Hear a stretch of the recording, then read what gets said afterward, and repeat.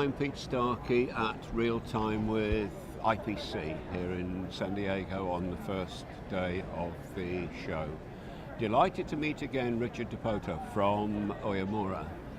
Richard, wonderful to see you again. It's a year since we sort of sat in this position and talked about electroless metal deposition, and welcome back, and thanks for taking the time to join us. Thank you. It's a pleasure to be here. Thank you.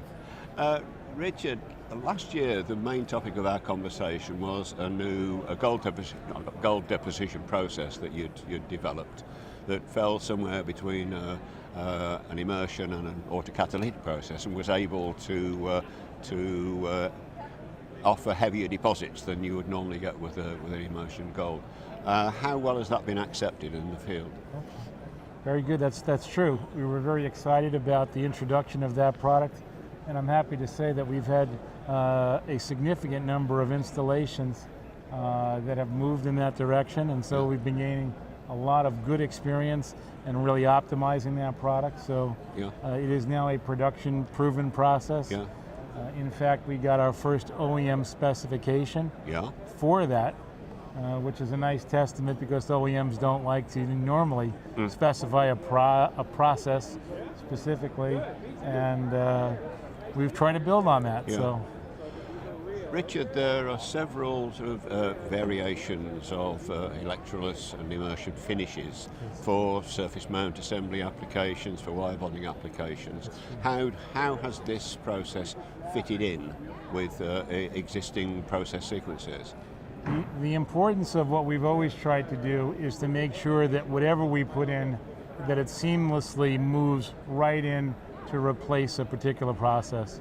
Historically, we found if we've added process or tried to lengthen lines and things like that, we have never been nearly as successful on implementations.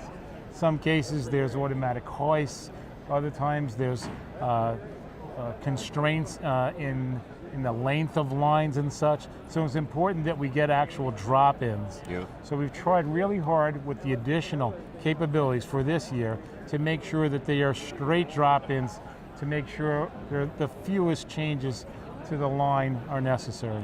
So this will slot straight into an ENIG line, slot straight into an ENEPIG line. That's correct. So the standard immersion bath the gold bath that you would use today is simply replaced with this reduction assisted bath, and it can do the thin capability for your low cost standard work, which would require simple soldering, or you can plate much thicker deposits of gold for the more complex processes such as wire bonding or high reliability or even harsh environment pogo pin applications. So effectively you've got a process line that's versatile. You can produce a permutation of finishes from it to support the application. That's exactly. We've always been committed to a platform kind of engineering that they do in mechanical design. We've tried to fold that over to the chemistry side to make sure that all of our chemistry, is kind of a direct swap in. That's really the only way to be successful and move quickly at the customer. So we could take an electroless nickel immersion gold process. We could take an electroless nickel, electroless palladium immersion gold process. How does this finish get on with electroless palladium? So the second step now that people are clearly moving to is the incorporation of electroless palladium in order to improve reliability and improve wire bonding capability. So if you go to shops and you ask about their final finish moves, they will always talk about the introduction of electroless palladium. This particular product, that thick gold, and the development of our electroless palladiums are a perfect match. Plating directly on that is seamless and of good capability. That's fine. So if I'm a high-speed designer, what am I asking you for? What problems can I overcome by looking at my final finishes?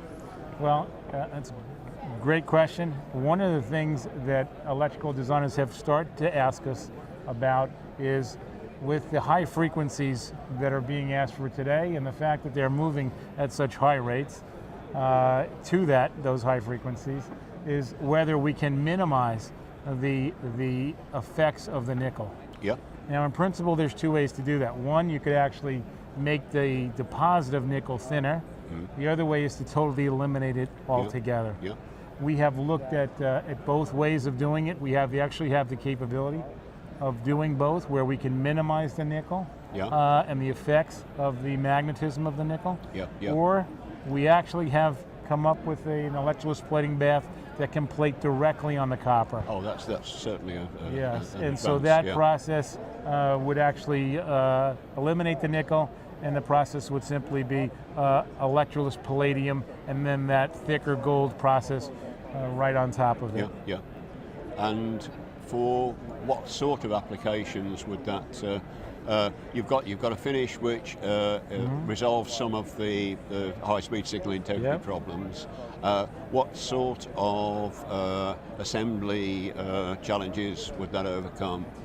One of the ones that we were a little surprised that just came up, in addition to providing the signal propagation and high frequency improvements, is that that nickel is a hard metal, and the palladium is much less brittle.